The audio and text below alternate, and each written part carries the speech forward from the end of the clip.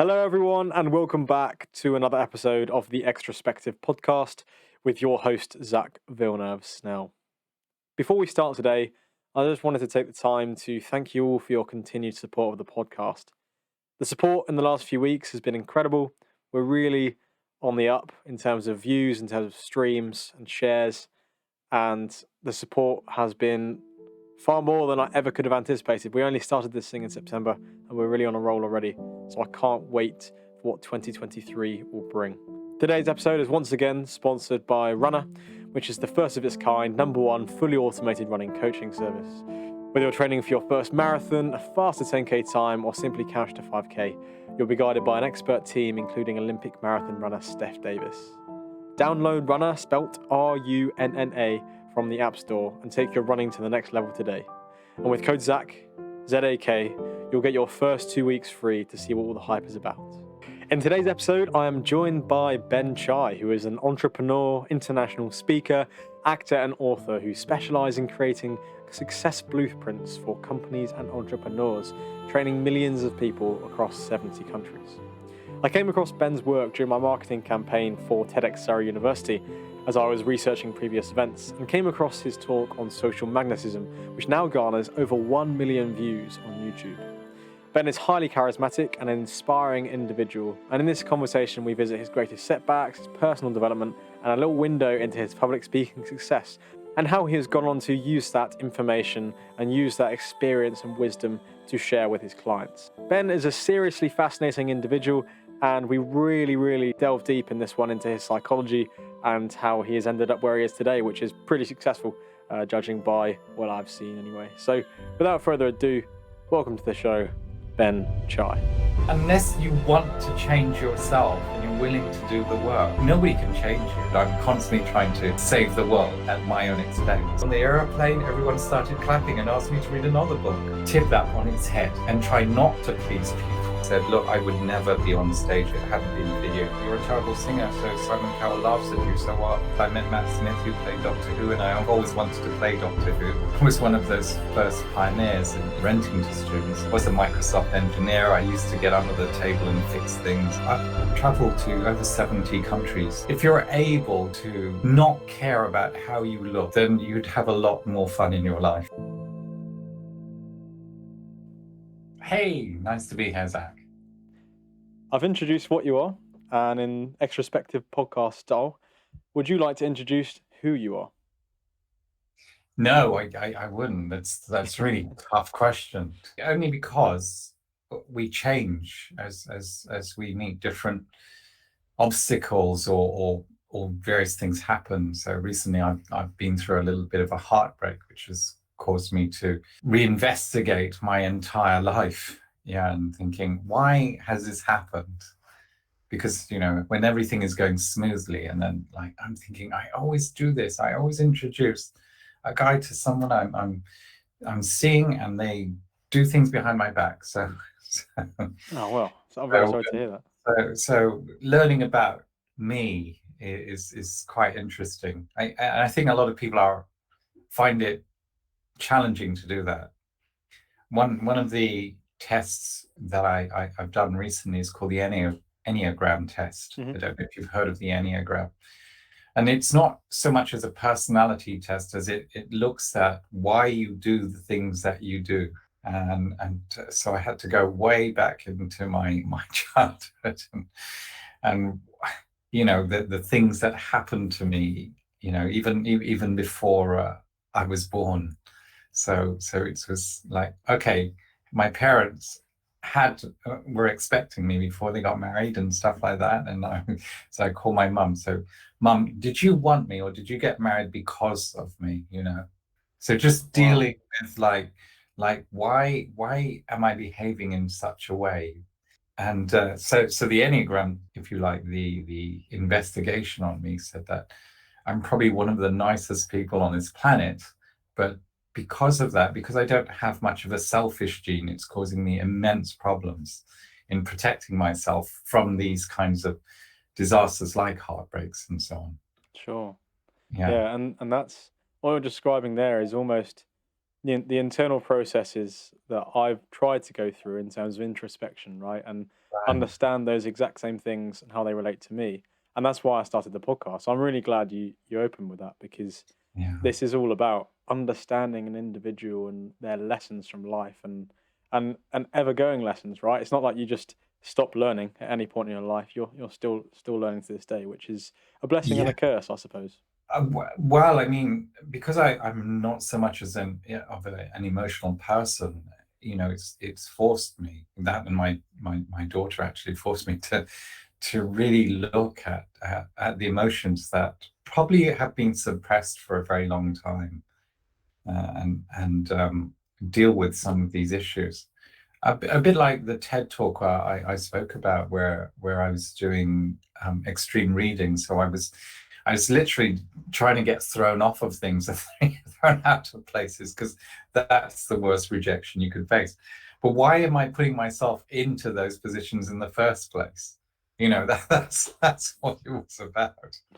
That's the Yeah, real question, isn't it? So if yeah. we turn back the pages, then what is it in your childhood or growing up that I would need to know to understand how that's turned into the person you are today? Like, what was your childhood like, and can you point to any So when I had a influences? conversation with my mum, she said, "Well, you never wanted to be hugged. You're always pushing it away," which is a story that she'd repeated to me over and over, and I had to go back and say, examine that. I was actually covered in eczema. So of course, if anybody tries to hug you or picks you up, eczema is a rash where you've got open sores. So if anyone touches you, you're in pain. I said, it's not that I didn't want to be hugged; it's you were causing me pain. And so that, because they thought it was one thing. So for me, it was just trauma, if you like, rejection. So you build uh, a perspective in yourself that nobody likes you because of that, and because I was covered in eczema anyway. It's not very pleasant, and it's why people would think you're very ugly, for example. And I had that kind of realization that's why people were saying these things to me, and that's why I developed this personality, which which is shared in the social magnetism, which is constantly looking at trying to add value to everybody, including people who I probably shouldn't be trying to add value to. And in the TED talk, I said you have to walk away from these people, but sometimes you don't recognize who they are. So, like, for example, some of the guys who have backstabbed me or gone out with a lady that I've been dating, probably I should have stopped engaging with them ages before that even happened. You can almost see it. I can see it in their characters, that why. But I'm thinking, I can help them, right? I can help them get a girlfriend. I can help them make some money. I can whatever it is, and I should just stopped and just walked. Right.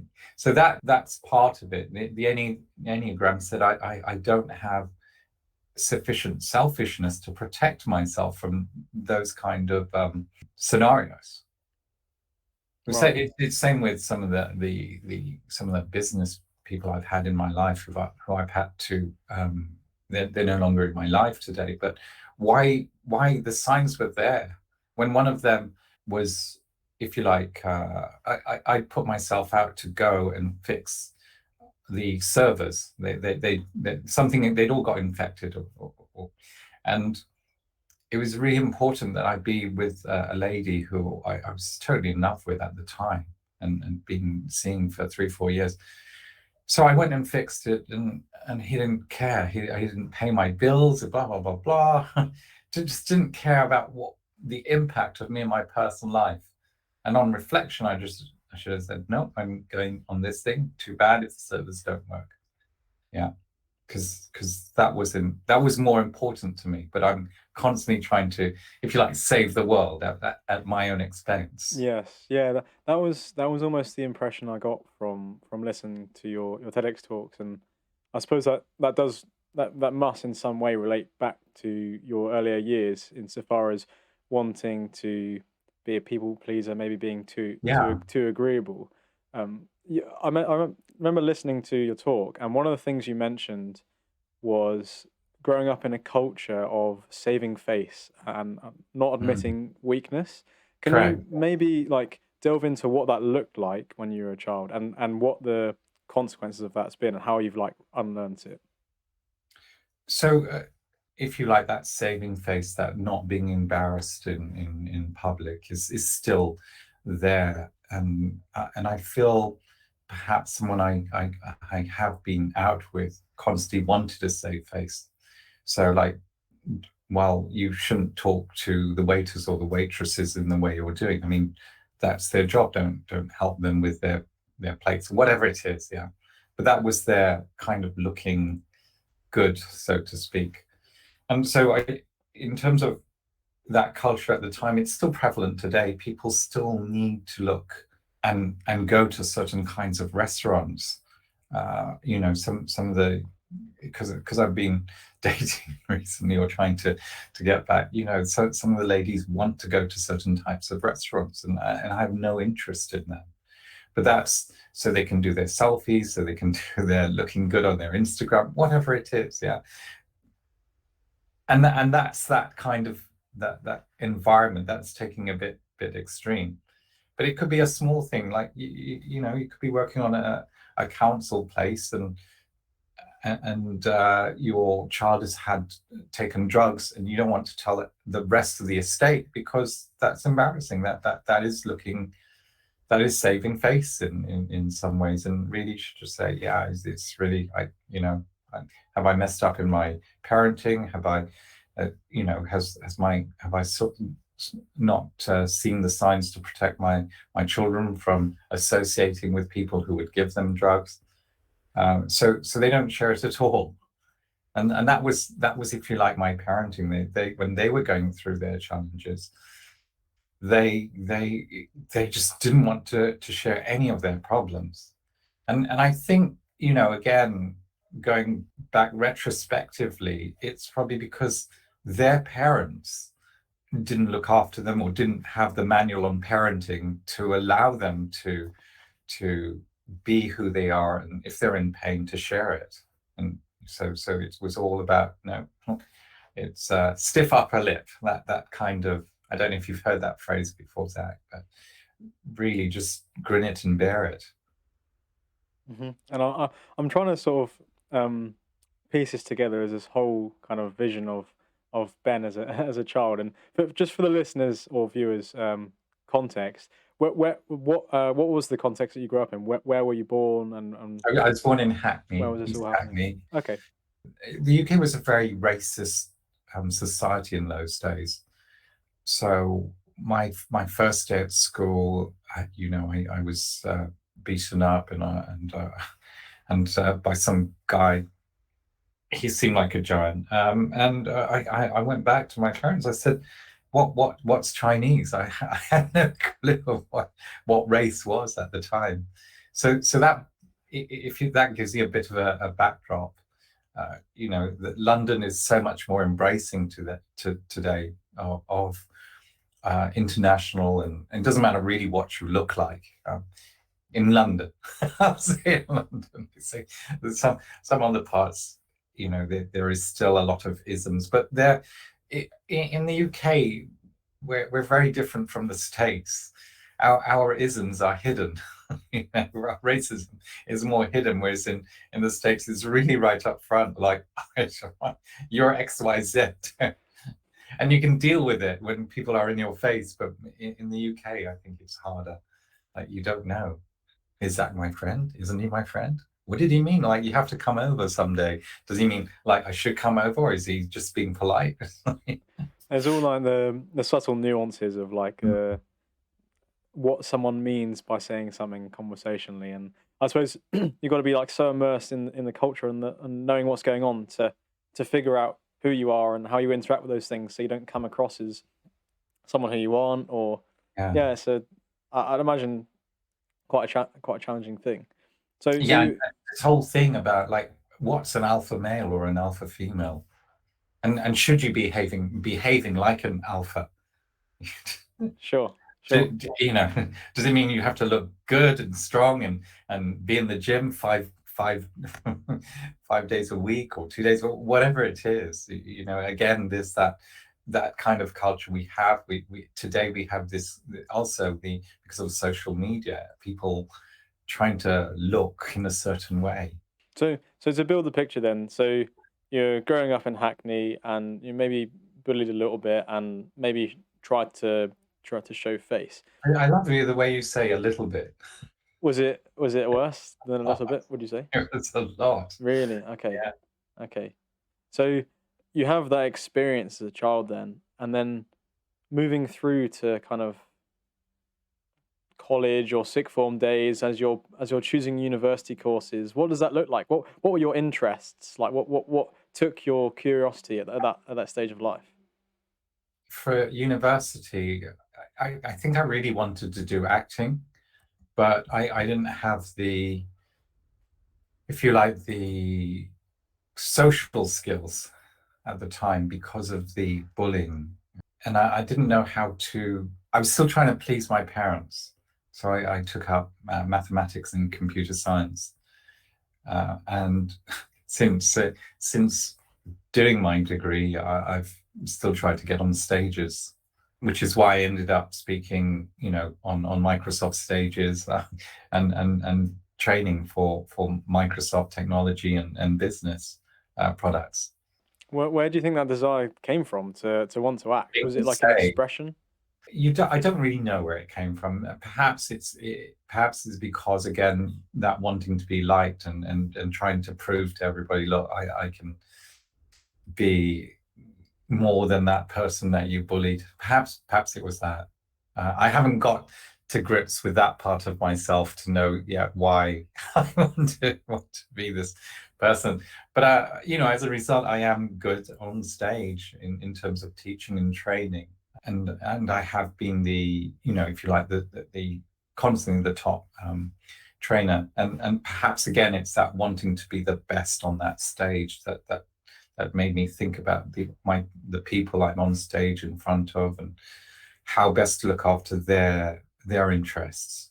So I suppose that agreeableness or that I don't want to say people pleasing because that's You it's can too call it simple of a people pleasing, or I mean, sure. we've got so many different names for things that yeah, just call it people pleasing. Yeah, obviously it has its negatives, but it has its positives insofar as you're able to be socially magnetic and bring people together on a stage or when you're trying Yeah. to pursue the acting. That you are being attentive to what they'd like. You're noticing the eyes in the audience and being more of a people person. I suppose then it's had its benefits. Oh, absolutely. We could paint a terrible picture, but it's not totally like that. The same personality that has no kind of like self-defense also has helped attract some amazing people who've, like, through hard times, have been there for me. I always think that I can go to and stay anywhere in the world and have some friends who will look after me if I wanted to call them up. And who really has that many friends? Like true Most friends. people, we're lucky to get away with 3, 4, or 5, which is probably the most we can manage at any one time. But I've just got loads of great people. Someone has just done a painting of myself and a friend. In the dance world where we perform, somebody sent me a book where they've written a whole paragraph about me. like Ben, I wouldn't have written this book if it wasn't for you. So you mentioned you have friends who are dotted over the world, and you can stay with them. Do you think that's because did that kind of accrue whilst you were working for Microsoft or working for these tech firms? Because I suppose Yes, you're trying to find the intersection between your deep down passion with being a people person and being curious and being on stage and you're presenting, intertwined with the degree that you'd done in maths and computing. So did your work involve a lot of traveling? What was it that you were doing at that time? So yes, teaching for Learning Tree International and Microsoft and their educational dealerships sent me probably to, I've traveled to over 70 countries in the world, and I've been on various stages as a result of that. When I'm teaching in a classroom, because it's not a one-day thing, it's like 5 days or 10 days. So you develop a bond with your students, and I get invited, quite often to a party they're having at their house. So I get to see how people live, and which is very nice. It's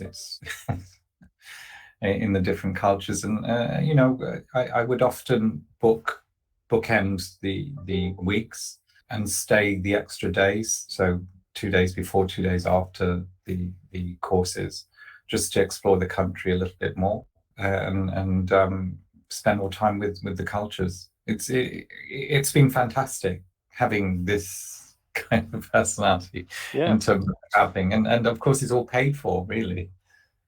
Apart from the hotel I book on either side, but the main part is just booked for. I was going to say, it sounds fantastic, and actually it parallels one of my previous guests traveled around South America just to experience the various cultures and come face to face with environmental issues. But in the same way, you also have, I'd imagine, tons of rich lessons from various cultures that you've been to. What do you think are the biggest lessons and takeaways you've had from those experiences? Probably the biggest takeaway is to really live in the culture and embrace the culture that you're in. So whatever food they have, I've tried to eat even when it doesn't look so appetizing to me. I'm always trying to learn a few words in their language. Hello, thank you, how are you? Some basics, and they appreciate you making that effort, even if like I think the Swedish said to me, Ben, we love you. You always bring the sunshine here, but please don't speak our language because you're butchering our language. Yeah. So probably those are and then you come back, and when people say to you, oh, all Swedish people are like this, or all Americans are like this, you're saying, no, that's so not true, because now you've lived with them and you've been with them, and you realize that what people say to you, in your own country is probably not true unless they've been to those countries. Where we see tourists here, so a lot of the time. So take the phrase about all Americans are. Actually, they're dealing with tourists, and some of them are nice tourists, and some of them are horrible tourists.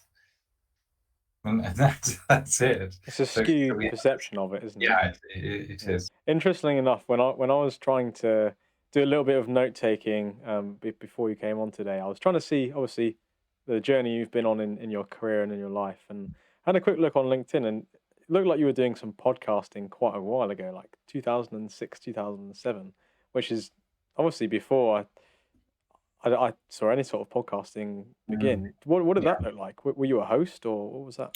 Yes, so I had probably the largest cybersecurity podcast, which I was doing for.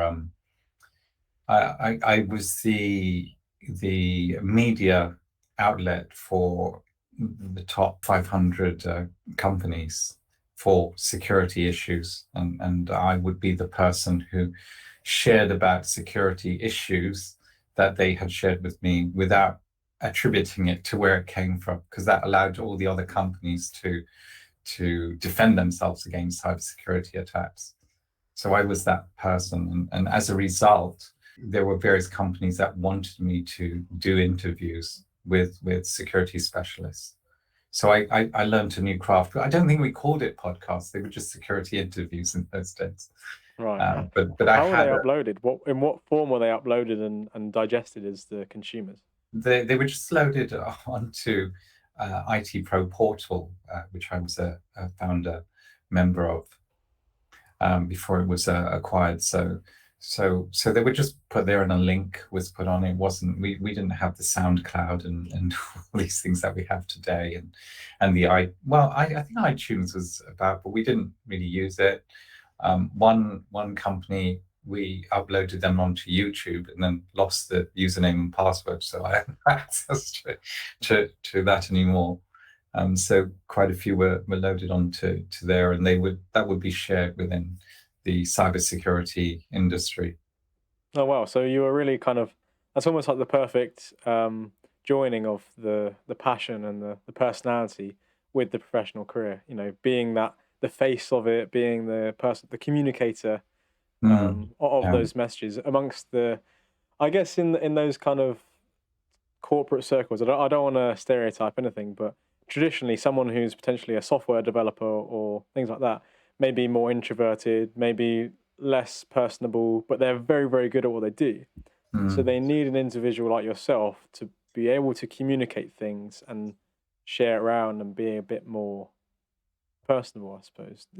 Yeah, because I was constantly the interface between the sales team and the tech team. So the tech teams used to hate the salespeople, and sales hate the tech people didn't like the salespeople because they're always promising things that we don't have products for, and then we have to develop them, and then they want them in insane timescales. And the salespeople always felt the tech people were blocking them. So it was just being that interface to explain to the salespeople, look, we can do this, but here's the impact on the customer and to our business. So if you can kind of set expectations for the customers and understand what's going on in the tech guys' heads, that's great. And with the tech people, I would literally say, look, if we don't develop this, then we lose a competitive advantage. And therefore you won't be doing this stuff. So that was that interface between myself and tech, and the tech would take it from me because I have a degree in computer science, and I was a Microsoft engineer. I used to get under the table and fix things, and I understand IP addresses, all the stuff that actually everybody understands today. But in my day, it was just like, whoa, you're a geek. Yeah, I'm a geek. What's wrong with that? So yeah, it was great. I was that interface, and of course I'd be invited to both parties, sales party and the tech party. So it was great. And one of my, if you like, call that people pleasing thing, is that I always thought to give everyone, or find a way to give everyone 15 minutes of fame, no matter what they look like. So if they were really introverted and they were a software engineer, I was thinking, okay, how can we show off your skill sets if they want it to the world? If you don't want to, that's fine. I'm not here to intrude into your private life or anything. If they wanted it but were too scared to or nervous to, then that's where I would be alongside them. I've helped, I don't know how many hundreds of people be able to do their Facebook lives, for example, and they would be scared of it. And then when they see how easy it is, or when I would just go and make all the mistakes in front of them, and like, nobody seems to care, right? Nobody cares. They're just interested in you. Yeah, and if you make mistakes, that's fine, because, well, I mean, that's what the world's made of. It's more human. Yeah. I think that's fantastic. I think that really speaks to, because I'd appreciate that most of my listeners are potentially young professionals or people around my age who are emerging into the world of work, or in their 20s or 30s. And I think it's really important from my perspective early on how important it is to be a spectrum, being able to communicate, being able to play a role exactly as you are, and as you describe, also be able to get under the table and work on the computers. Being an all-rounded individual, to be able to voice the concerns of the people who are really good at their job, but at the you almost go too far in that direction at the expense of like how confident and personable you are. So I guess it's like finding that middle ground that you're able to strike, and then be an intermediary kind of actor in that role. Well, I mean, that comes back to those early days about saving face again, isn't it? People don't like to be seen on a video like this making a mistake. Yeah, and that is saving face, isn't it? So they'd rather not do it at all. But then that affects them later on in depending on their business. You don't need social media for every business, but some businesses need to show a social media front, in order to attract clients, especially if they're new businesses. I think once they're established and they've got, regular clients, then the need for social media presence isn't as massive as when you're starting out. I also saw that you're obviously looking into property development or property sales. I can't remember exactly what it Right. was. Yeah. But how have you applied those skills that you learn in the world of software and speaking across the property? How has that been? I started developing a property portfolio since 1988. So that's been quite an interesting journey, and of course I've made a decade plus of mistakes because there was no education on property investing in those days. And how did the lessons from teaching, etc., apply to that and being on stage? I think it's really, again, being personable with people and also trying to find a way to make things happen. So I had a team of programmers in one of my other jobs, and I'd have a programmer tell me, this is impossible, we can't do this. But they didn't know I have a degree in programming, and I'd have to sit down and I'd have to say, have you tried it like this? Even if you write like 5,000 lines of code, you can do it. It's not efficient, but we can build it like this. So then we'll get more and more efficient as we go on. The same with property. You just learn, because I was learning from the ground up. For example, when I started, the estate agents would say, nobody rents out properties to students. Now it's a big thing today. So I was one of those first pioneers in terms of renting to students. And because the estate agents didn't do it, I couldn't find a letting agent. I had to do it myself, and by putting little adverts in the estate agents. So that's way before social media, isn't it? Before Facebook. Like, okay, like, hey, going to Tesco's, putting your advert in there, and then working out. And in those days, all I wanted was for the rent to pay the mortgage. That's it. And then I realized I'm losing money because I need to pay for the gas checks and the electricity checks, and I had to pay for damages when the students left. So I just said, oh, I'm doing this wrong, I need to put up the price. But yeah, I suppose you find that along the way, don't you? And through what you've described, you're quite highly adaptive and able to pounce on the latest opportunities and see the gaps in the market, even if it doesn't work out completely as you'd hoped in the beginning. The fact that you're there repeatedly failing means that you become successful faster. Because if you'd never even delved into it, you never would have known the potential success that would have been there, right? So it takes an element of risk. Well, it takes, I don't think it's, because once you've got the experience, it's not risky anymore. There is no risk, but because you don't have that experience and those learnings, and you don't know why. So I could tell people, look, you need to do this, but they wouldn't know why they're doing it. And because I've had to learn the hard way. I was fixing boilers until the government said you need to be Corgi registered, and so I couldn't fix it afterwards. So I would know how, I would work out how things worked, yes. Just on the spot kind of thinking away. Is there anything else that it would be prudent to cover before we sort of delve into the TEDx talks, which is, I guess, one of the primary reasons why we're having this conversation now is how I came across you. But is there anything else that would unlock the listener's understanding of who you are before we approach it?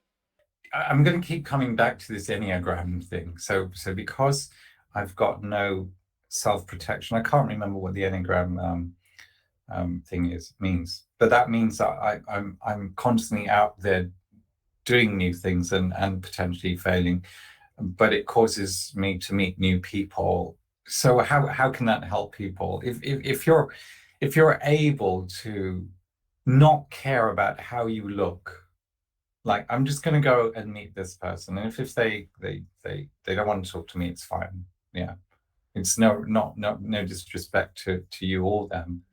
Then you'd have a lot more fun in your life. That's what I can say. Yeah. I made mistakes along the way. Yeah, Matt Smith. I met Matt Smith, who played Doctor Who, and I've always wanted to play Doctor Who. Wow. And he offered me to put me in touch with his agent, but I didn't hear it. I thought he said you need an agent. So I said, all right. So my friend who was with me said, "Why didn't you accept him on his offer?" I said, "He didn't make me an offer." He said, "No, he just said." Yeah. That's incredible. Very briefly, speaking of Doctor Who, have you seen that David Tennant's obviously going to be back for an episode or few on Doctor I Who? hear, yeah, Yeah. I heard that.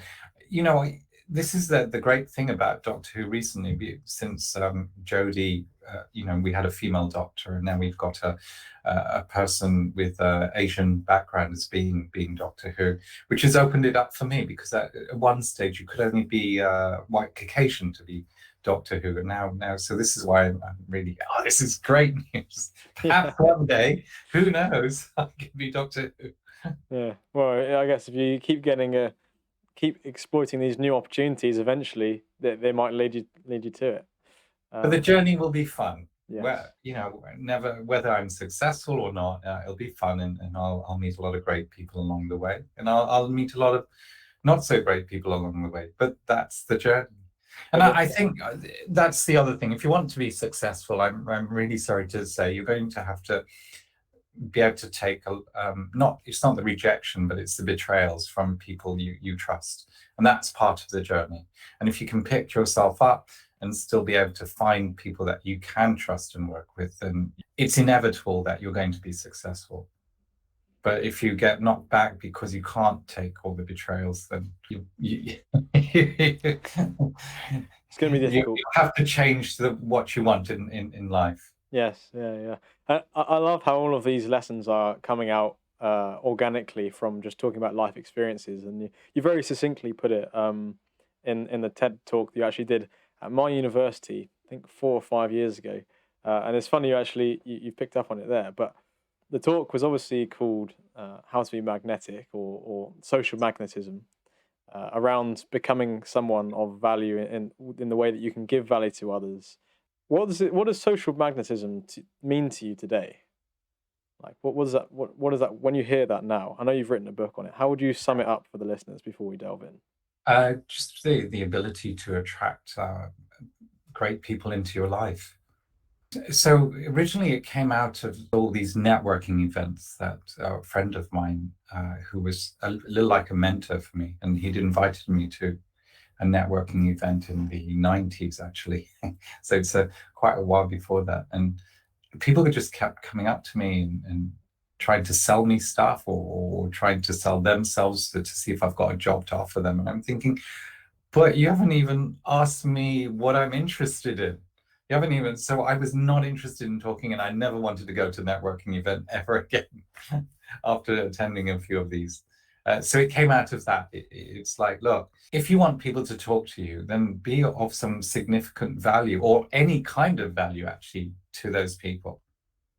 Some of my customers, they've got children who suffer from eczema. I suffer from eczema. So I would share some of my lessons with them that may or may not help them with their children. That's of value. In my book, I talk about my comic collection. If you like comics and superheroes, like some of my friends, they love the Disney, Marvel, and the DC films, and they want to know, so what's the backstory? So I'll tell them from the comics, this is what happened. These are the characters. When you have your post-mortems of films, like, so what was that person? What was his backstory? Because they can't show you everything. Like the television series that are a bit better, because they can show more character development and the journey of why someone became a villain, for example, or why somebody became a hero. But films don't have that luxury. If I've understood correctly, your initial impression of why social magnetism was so important was people were being almost too corporate and too selfish without taking the time to introduce themselves on a human level. Yes. I think the thing I've picked up on from various places in the last few years myself is that people buy from people. You've got to make that connection to make someone feel heard and respected, and then they're going to be more likely, of course, to then actually listen to what you have to say. But you've got to say yes. Yeah, yeah, and it's one of the things that I really liked about what you mentioned in the TED talk as well, is because you invited someone to the stage, which I suppose is a bit unorthodox for a TEDx talk, Yeah. and you just asked them how they were doing, but it wasn't surface level questions.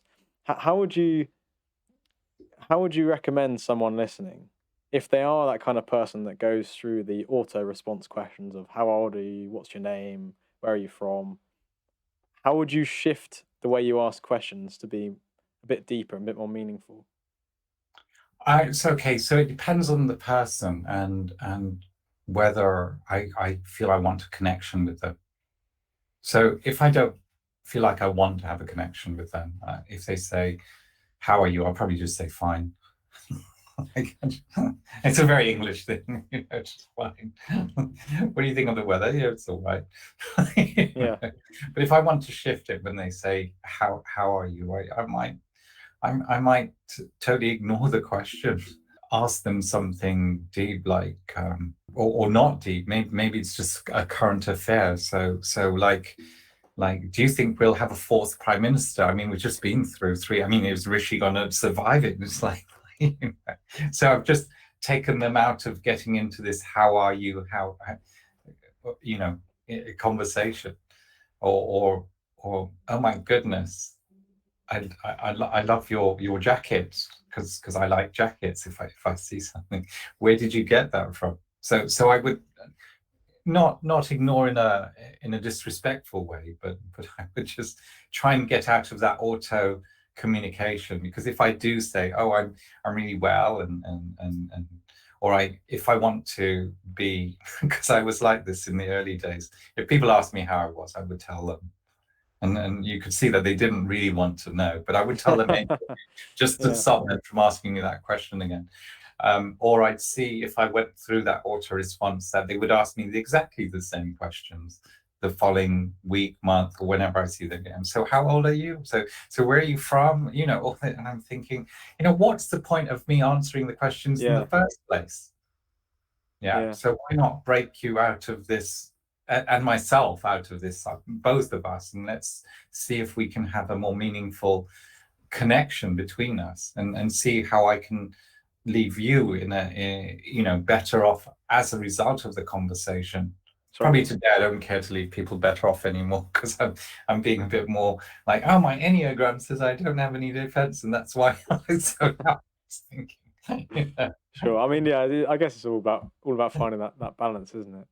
Do you think that art of conversation is lost in part due to like the rise of social media, the fact that people aren't able to grasp with like deep or meaningful conversations. They just want to tick the boxes and then go on to something else or go back to watching their phone. Do you think the rise of technology is making that worse? I think it's made me worse. Like, in the middle of a conversation, I don't have to reply on social media. I can go off and do something else, and then come back to the conversation. Sometimes I forget. Like, I could be in the middle of a conversation with you, and just think, "Oh shit, I need to go and call somebody," and just walk away. I think, "Hey, look, I've got a thing to do. Do you mind? Can I have 5 minutes?" Or not. So I think it's definitely made me worse. I don't know about everyone else, but it it it is I think a lost art. I was actually talking about this to someone with regard to dating, and they said, "Well, the problem is, like, if I don't, I never get heartbroken, because if they cause me a problem, I just swipe left, and then I can swipe right and find somebody else. So what's the big deal?" So I'm thinking, right. So I said, "But you'll never enjoy a depth of conversation. Why do I need to?" Why do I need to? If it causes me a problem, why don't I just swipe left, get rid of Yeah, that person? because So, it's all so, cheapened, isn't it? so, but is it for them, if it makes them happy? Well, I would personally say that the world of online dating and just generally the way we communicate is cheapening experience because you can even play games now where it's like simulates you going for a walk in a nice scenic area, and that cheapens the experience of actually going to somewhere like the Lake District or Wales or something. and actually going and seeing it. I think online dating is very much the same. It's a little bit too at your fingertips, a little bit too quick, and I don't know. It's obviously more difficult to have an interaction with someone face to face in real life. Looking at their body language and maybe flirting with them a bit. But it's far more meaningful in my Oh, view. do It's flirt far. with me then, Zach. Sorry. I said, oh, do flirt with me, Zach. Oh yeah. Where are you calling in from? I'm glad you asked me that. The reason why I ask is obviously very very distant on the Google Meets, but Oh it's, yeah, sorry. I'm in London. yeah. Anyway, to sort of bring it back to the social magnetism, you asked one of the things was what makes someone excited about life. Yeah. That's the first thing you ask them, rather than how are you doing or hey, how's your day been. I wanted to ask what makes you excited about life. Being on stage. Last Tuesday, I was just on stage in front of 30 film directors and producers.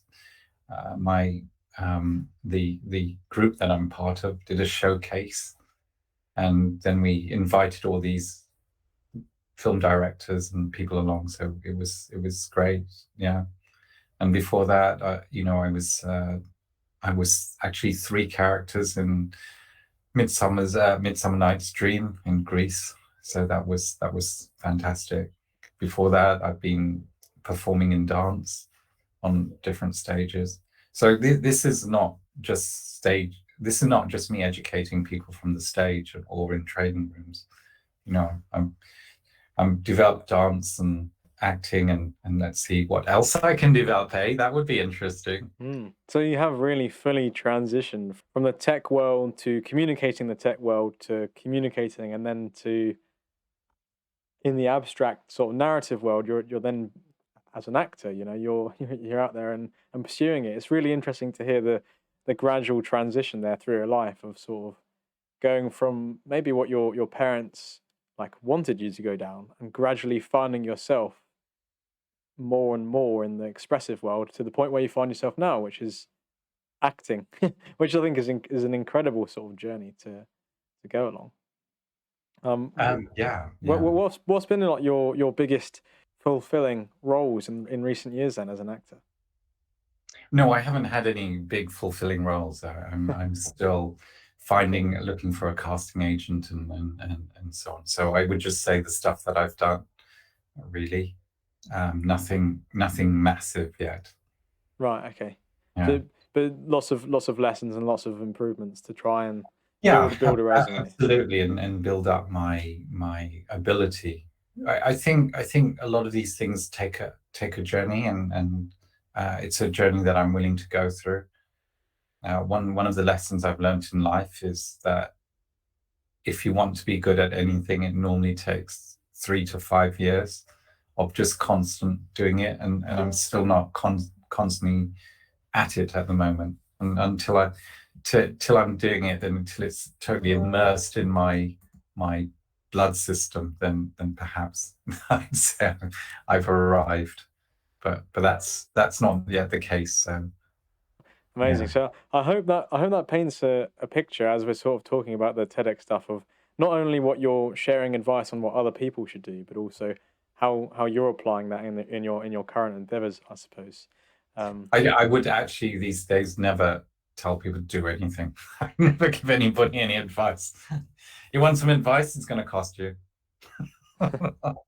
So if I was to start looking at myself naked in the mirror, taking selfies with strangers, Yeah. and teaching Yeah. crocodiles not to floss, Yeah. you'd say that's not advice I should be taking anymore.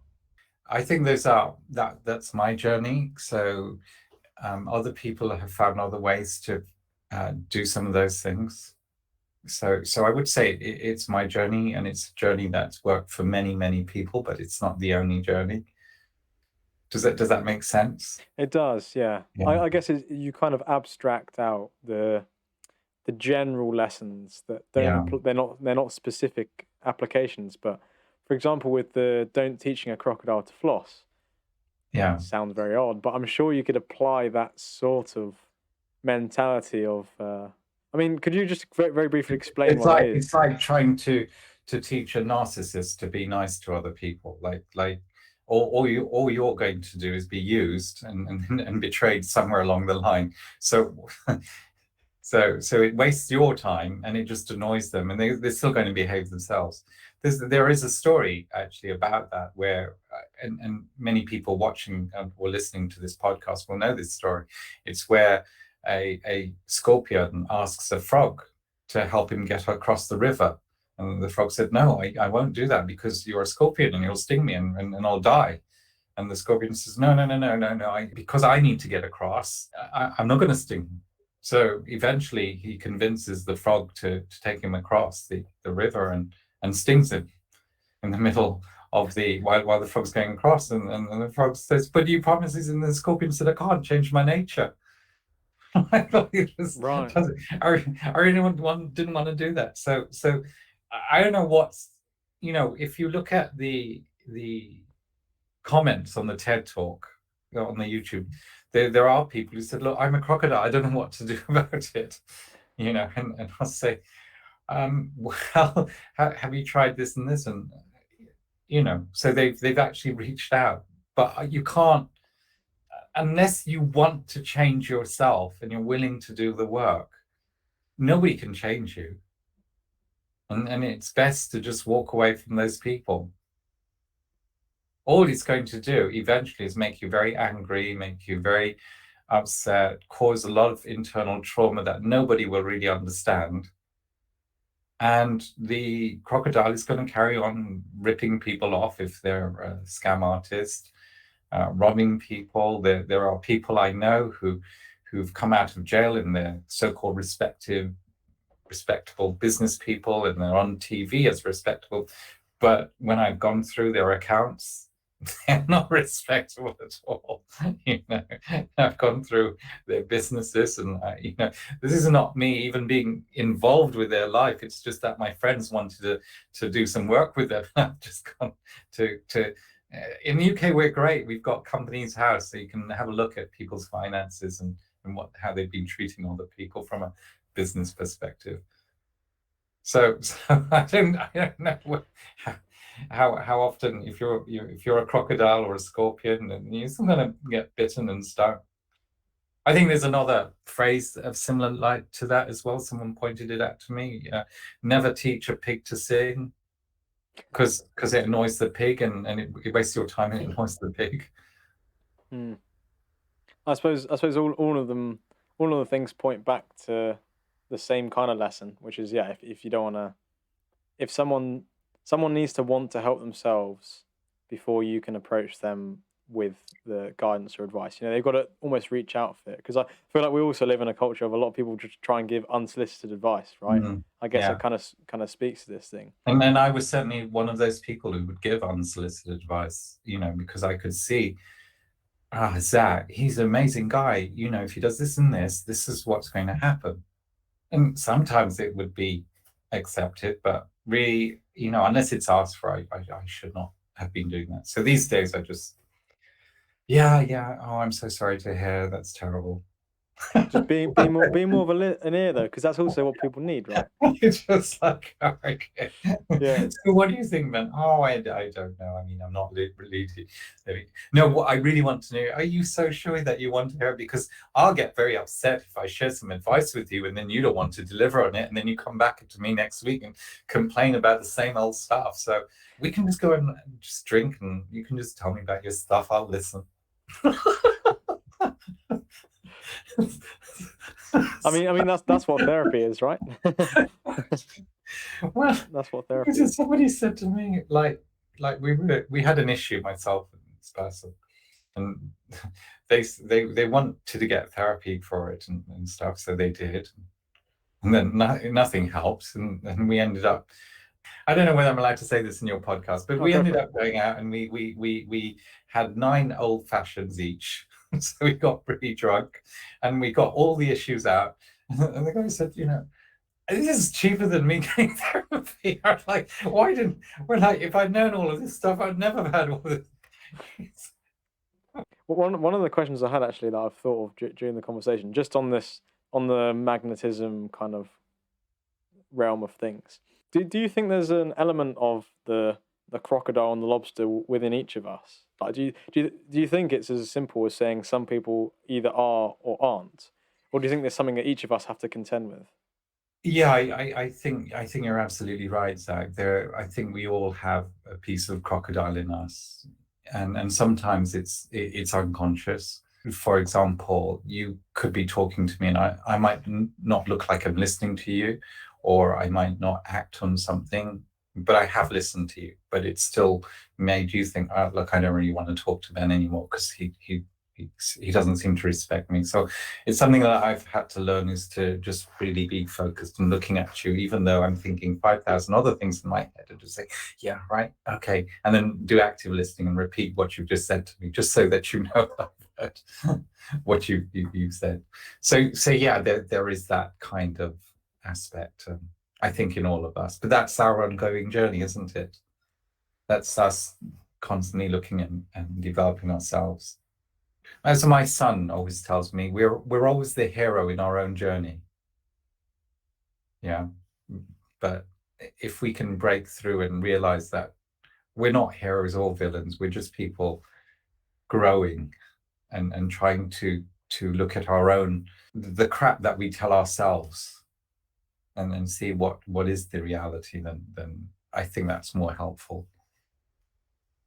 I think fantastic. I think that's a good takeaway for anyone who's kind of facing that. I think it's to look in the mirror, tell yourself obviously you love yourself as you did in the Yeah. TEDx, but also then almost contend with the inner crocodile or inner lobster and try and improve it, try and be more attentive, as you're saying. And Yeah, it's a process. if you're obese and you're looking at yourself in the mirror, now you have to think, is this a clinical thing? Is it something that I can deal with? Because not everything, I think it's not. I think it's challenging when people look at other people and make a judgment, because they don't really understand what's going on. Like I have clinical eczema. Yeah. Now there are things I can do to stop it being so bad, but it doesn't stop it completely.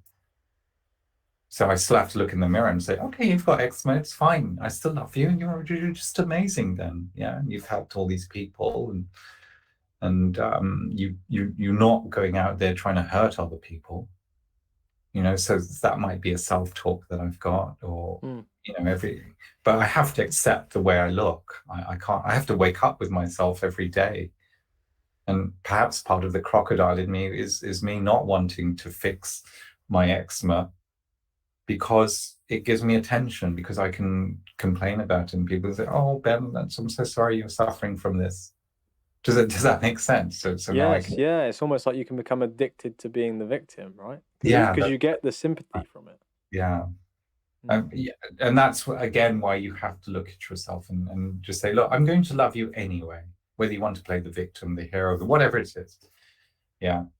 And if you did these other things, you could improve your situation. But if you don't do these things, I'm still going to love you. But but now, you know who you are. It's like you have to come to a place of like love first to then start maybe addressing some of the things that you could be doing better. But I think loving yourself in the process, obviously, rather than doing out of like resentment for like what you look like, for example. But yeah, I think there's some fantastic stuff. I wanted to turn a little bit towards the other TEDx talk, which I had the pleasure of looking at this morning. Yeah, Yeah. somewhere over there. I don't know. Yeah. And it was actually really interesting because it ties in very much with the things we've been talking about so far today, which is the public speaking and that you growing into communicating and being personable. But you mentioned it was one of the things that people are terrified of doing, almost more so than dying. And that's almost why I wanted to put myself out there myself, because I was very shy and I had to grow into those things. And hosting the TEDx for me this year was absolutely terrifying. Why do you think it is that people are so scared? And what have you learned about putting yourself out almost for the potential rejection, Like, What advice could you give in that? Yeah. So first of all, why are people scared? Because they don't want to look stupid, and it comes back to my parenting again. Yeah, it's that wanting to save face. Like if I'm on stage, I may say something silly. I may freeze up and not talk at all. People will laugh at the mole I've got in the middle of my face, whatever it is. Yeah. So it's that again, that culture of wanting to look good. I think is why people are so afraid of it. And they might be right. One or two people might laugh at them, you know, like you're a terrible singer, so Simon Cowell laughs at you, so what? Yeah. I think that's why. And of course, some people really do believe they're really great at something, and not today they're not, but maybe in the future, if they work at it, they will be good at it. Mm. So how can they're someone scared, but improve? maybe they want to. Maybe they're scared of learning the truth as well. So another thing that what they share from the stage may have no validity. Yeah, so they can't defend themselves. Who knows? Yeah. But if someone is like that and they're shy for potentially good reasons as well, Yeah. how would someone work on that? Someone that wants to become better at it. Well, I would say work with someone like myself because I'm learning to set and protect myself more these days. But because I have no, in the early days, I mean, my parents don't believe this anymore, but they'd say you have no shame, Ben. You just don't mind people thinking the worst of you, but they already did anyway. I was covered in eczema, so who cares, right? So I couldn't be worse. So being with me when people see the mistakes that I make, and I will do it live with them. So I will go on stage with them. You know, somebody just sent me a text message recently, and that just said, "Look, I would never be on stage if it hadn't been for you," because I had called them up on stage and was with them and made them look good for whatever it is they said, and they've got better and better, and they're amazing today.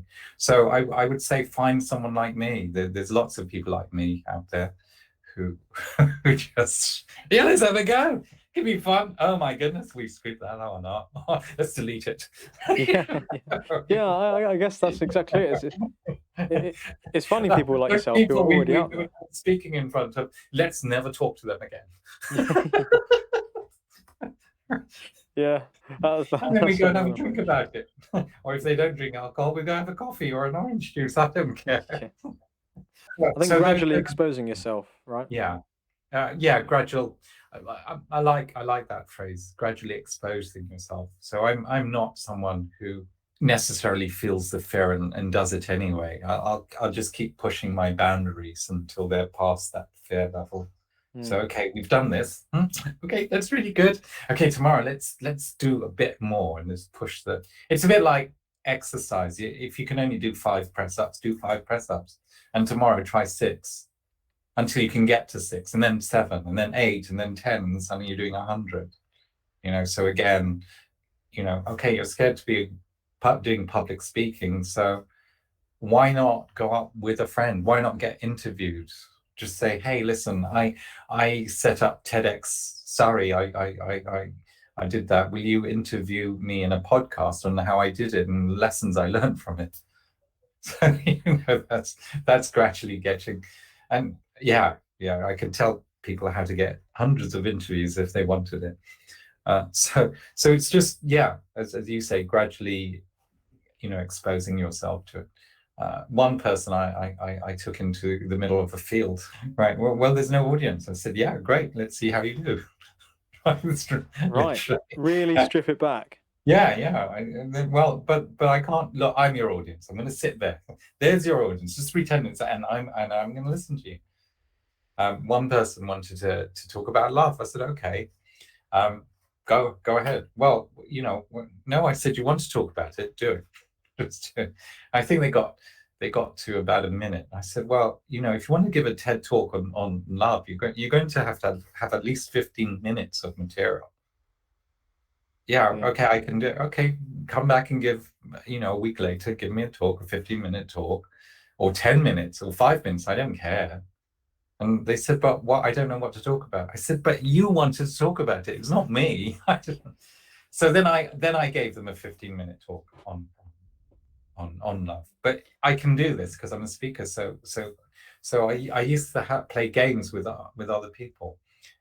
Like, give me a 5-minute talk on toothpaste, or give me a 5-minute talk on sunglasses, and then it goes 10 minutes and 15 minutes. And then we try to make it really hard for each other. Like, give me a 15-minute talk on a dust mote. Yeah. Right. But once you've got a framework in your head, and the framework could be anything, then you can literally give a talk on anything. So from doing enough of it, you can then me. apply the same sort. It's like a formula.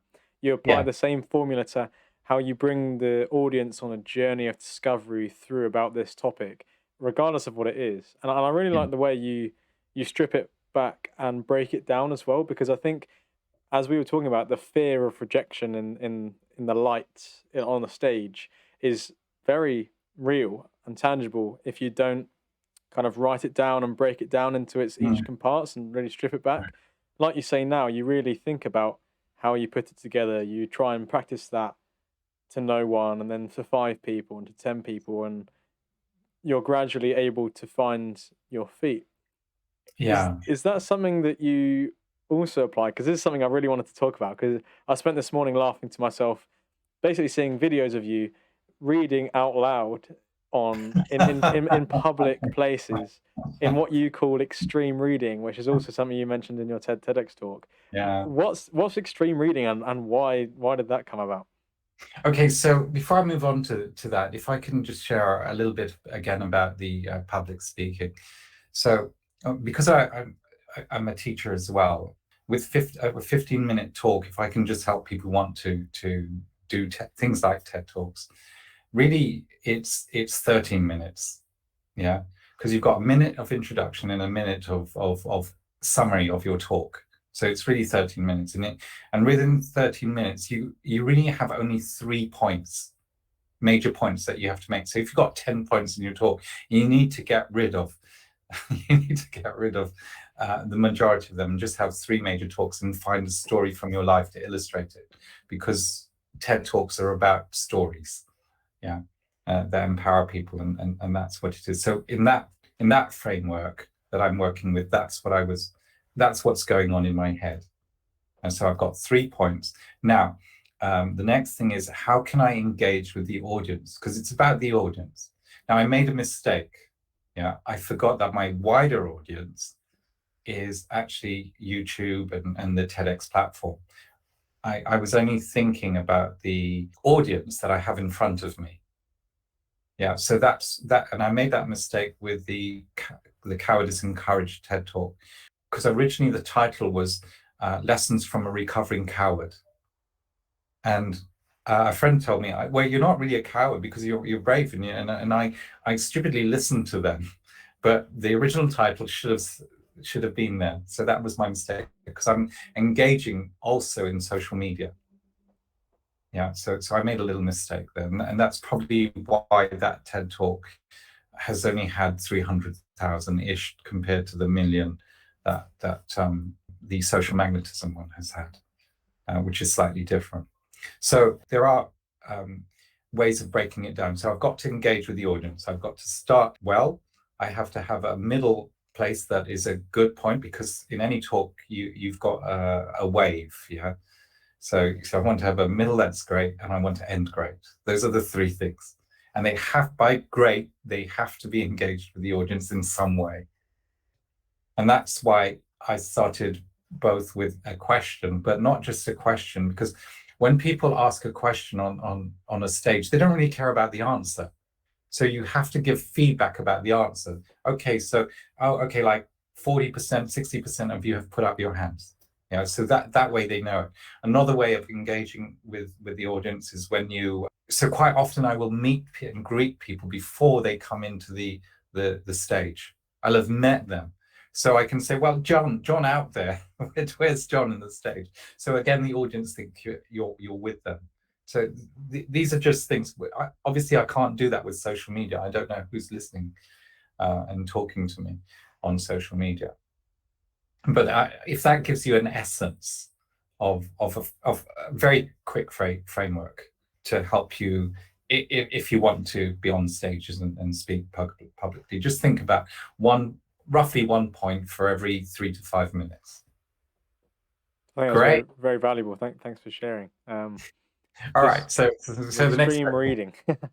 Extreme reading. Why did I do that? What helped? There was someone who did extreme eating of burgers, or they were trying to get I can't remember, donuts or something. They would go into a donut place and ask for, can I have a donut that looks like a cup or mug or some glass? They were doing something crazy, which was similar to extreme reading.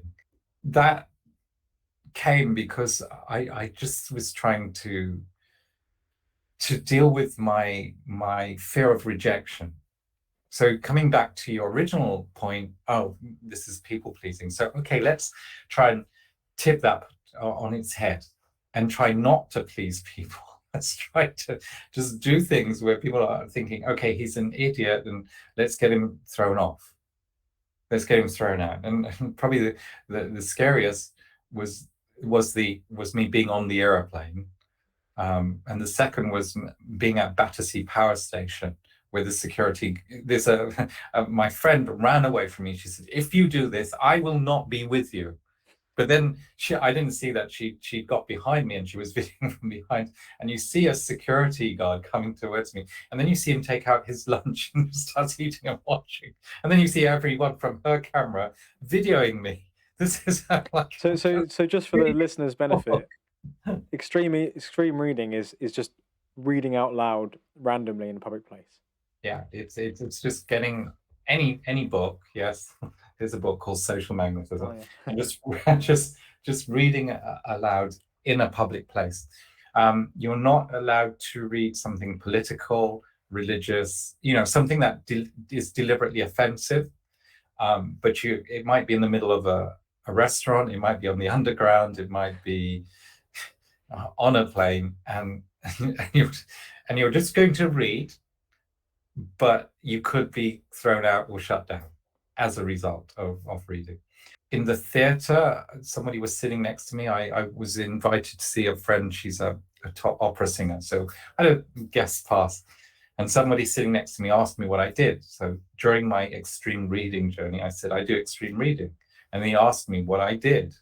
So I said, extreme reading. She said, well, do it in front of me. I said, I can't, there's nobody videoing. I have to have social proof. She said, well, I'll video you.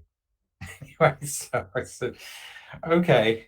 And again, you don't do extreme reading in the middle of the theatre program when people are acting. That's just rude. So I did that in the break. And I didn't realize she was the PA to the theatre.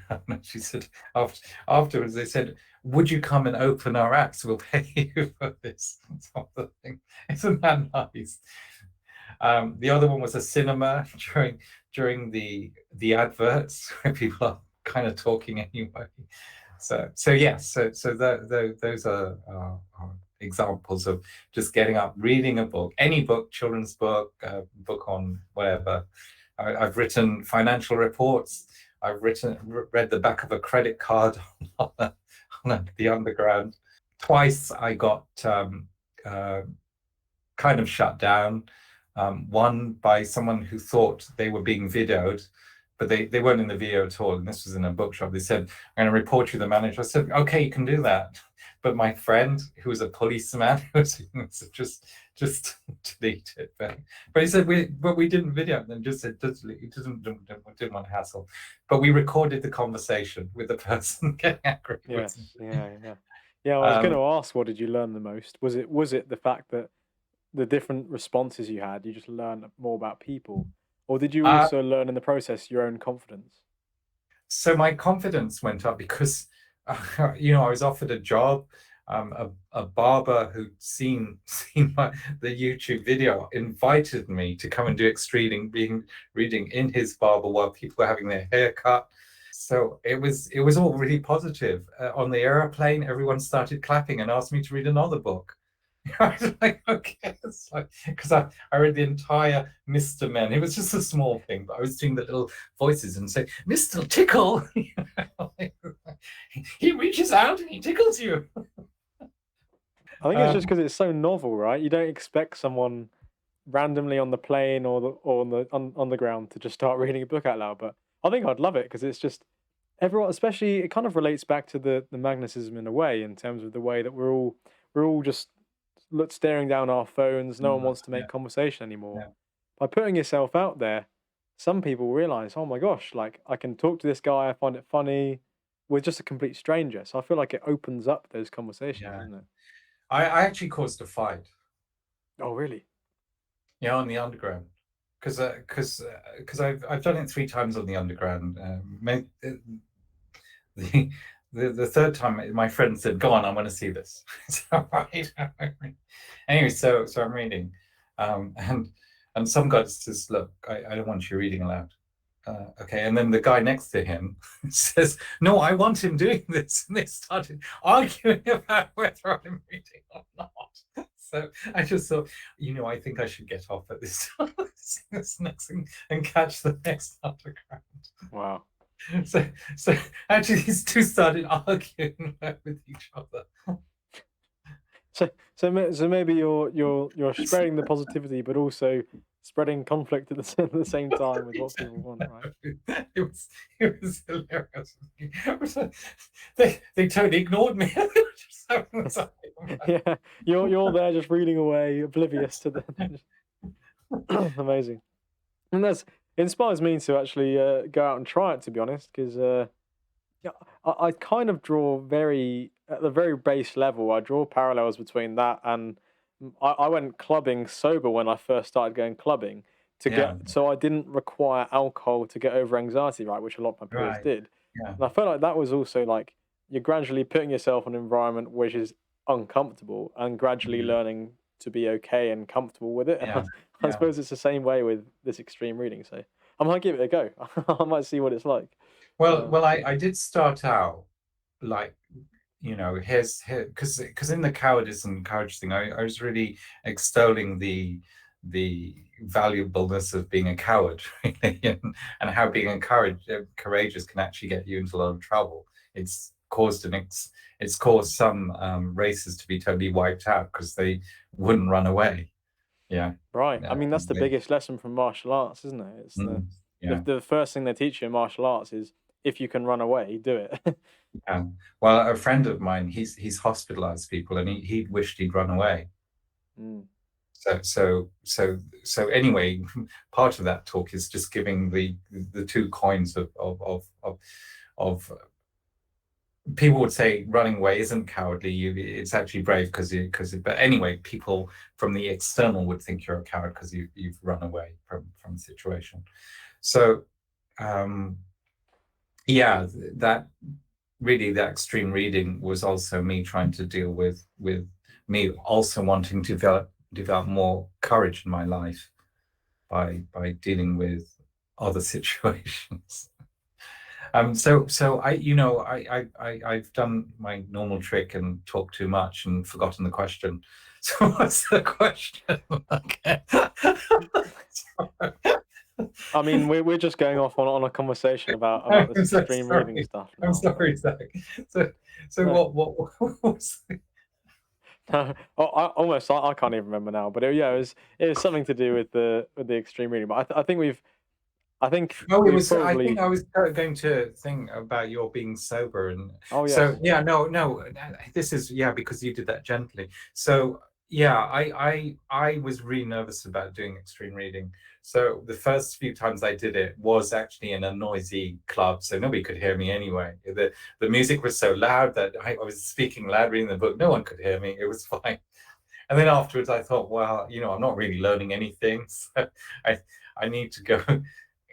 you know so I started going to places less noisy and then less, and then I got more and more courage. And that's going back to one of your other points about slowly expanding your and growing your comfort zone, and Sure. just pushing your rather than going straight onto the airplane, which I went to the toilet 3 times before I did that. I think if more people listen to this podcast, then we might have an epidemic of extreme readers going around and everyone reading books aloud. And I think, for Uh, obviously, it's a comical I thing, but I wanted to think turn that it's into a important. sport at one stage, Zach. Sorry. I wanted to turn extreme reading into a sport. So also I could have a book and you could have the same book and I read the first line and you read the next line. Just do that aloud. There's so many things I wanted to do. I also started singing it and then I kind of got bored with the whole thing. So I think it was in the airport. Someone said, "Okay, let me see you sing it." I said, "Okay. What people do want to, just singing the words." Yeah. No, but I think even if people listening don't undertake the extreme reading, which is obviously it's comical, but it's also pretty Just random think to how see many someone. views will get on your TikToks. Yeah, yeah, very true actually. But I think just in general, applying that same mindset of doing something which is potentially embarrassing, but gradually exposing yourself to it in public is the only way that you'll grow in any sort of confidence or self ability, right? Because in the same way as I've been able to apply it to the clubbing, or other people Yeah, might have their own context. Because right. we've already spoken about how you can't apply the exact same things and give advice to people's lives, but what you can Mm, do is take the general lessons of this and yeah, go, you know what, if you're really struggling with speaking in your team meetings at work, yeah, maybe try speaking for 5 seconds and 10 seconds and 20 seconds and yeah, yeah, gradually exposing yourself to that fear. Because I think yeah, and or you've feel demonstrated that you can going, overcome it. yeah, yeah, or going talking to your flowers in your garden, or if you live in a flat, you know, talk to the windows. Well, Yeah, so absolutely great. Yeah. so Right, what next, dude? Come on. well, for you, Just for you personally, what's next? That is the question. Straight back at you. What's next for you? What are your ambitions with the lessons we've talked about with the TEDx talks and the public speaking and going into acting? What do you hope to do? in acting, Or just probably in get a generally, just generally. generally get a major role in a film or TV. So that's my next objective. Because of the way the economy currently is at the time this is being recorded, so we've got a massive energy crisis. Inflation is kind of galloping high up and causing massive interest rates. So a lot of people are suffering financially, and so I've been thinking, how can I help in this economy? How can I also sort out my own issues? Because it's not just we're all suffering together. So perhaps I can find a way for myself and then help other people duplicate that way through the current financial challenges that everyone has had. I think I heard on the news today probably over a third of just over a third of people in the UK have no savings or have under £100. Mm. So it's going to get worse, which means that scam artists are going to be on the rise because people are going to be looking for quick fixes. Yeah, and more people are going to lose money through some of the scams that are going to be happening. So you want to play a role in trying to help that alongside your own ambitions that Correct. span the Yeah. next few years of Yeah. acting. I guess. Yeah. I think if anything's been demonstrated by your career, which has been spending a few years trying to do lots of different things and like specializing and using Mm. that skill of communicating in all of them, I think hopefully it bodes well for you to try and make an impact here as well. So it's really commendable to hear that as well. Yay! I'm the hero in my own Yeah, story. yeah. Well, hopefully you can be that for other people as well. You've made it, Ben. Yes, thank you. I'm in the Zach Hall of Fame. Yes, you're the first one, I Oh, suppose. great. Oh, yay. Sorry for the rest of you who've already been interviewed by Zach. I'm the first. Yes. No, I don't think I've laughed as much in any other podcast so far, so that's that's certainly a good thing, I suppose. But yeah, are there anything else that you think would be valuable for the listeners, or do you think that's do you think your TEDx talks and your life lessons kind of sums up what you want to share at this stage in life? If you're going through heartbreak at the moment, and maybe you've lost a loved one through, I don't know, maybe you were going out and dating and stuff. So that kind of heartbreak rather than a loss heartbreak and so on. Everyone's got their own journey through heartbreak, and people who say there's plenty of fish in the sea, time heals everything. Yes, they're all right, but it doesn't really help you. Yeah, so whatever it takes for you to go through, it's hard, it's horrible. I'm really sorry you're going through it. And it's just a journey you'll have to get through, find your way through it. Like we said, shared in this, everyone's got their own way of finding their way through, and one day there'll be sunshine. I don't know when that'll be. Might be a year, maybe 6 months, might be 10 years, but you'll find sunshine sometime.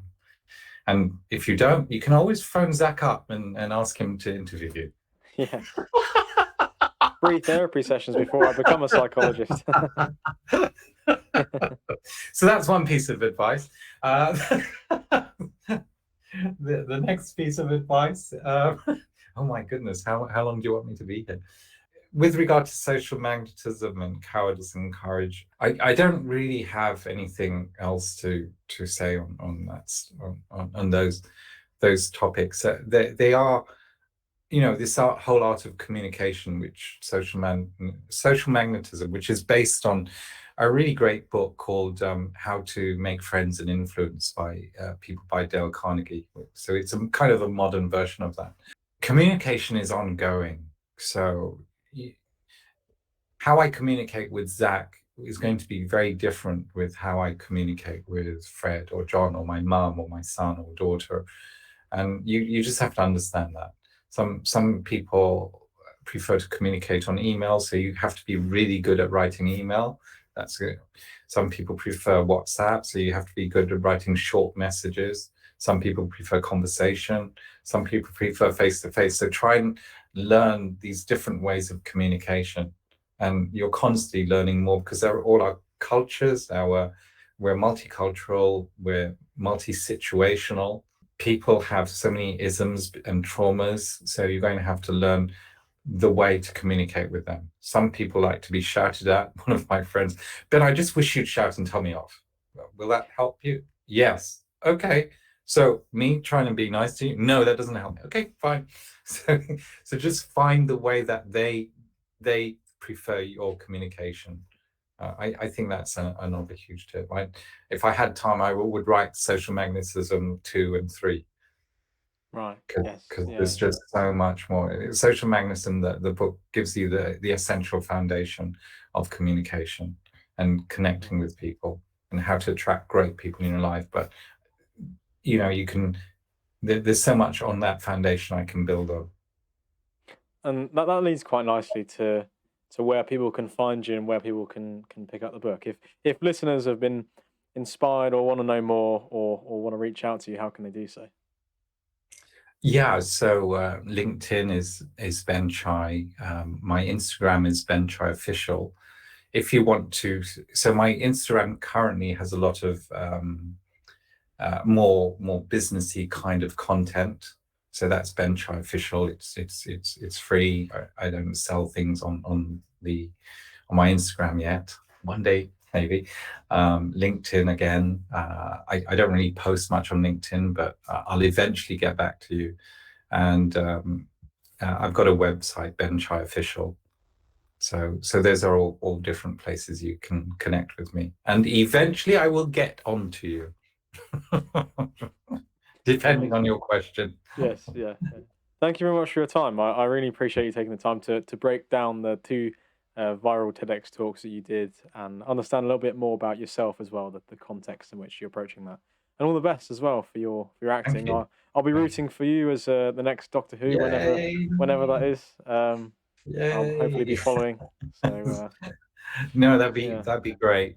Also, by the way, actually, if you did enjoy this conversation, do write a comment on the Social Magnetism TED Talk, and eventually I do reply to everyone on the comment section of the TED Talk as well. Yes. I'll link it wherever this is posted on Spotify and YouTube. So yeah, amazing. Brilliant. Cool. Yay! Thank you very much. Yay!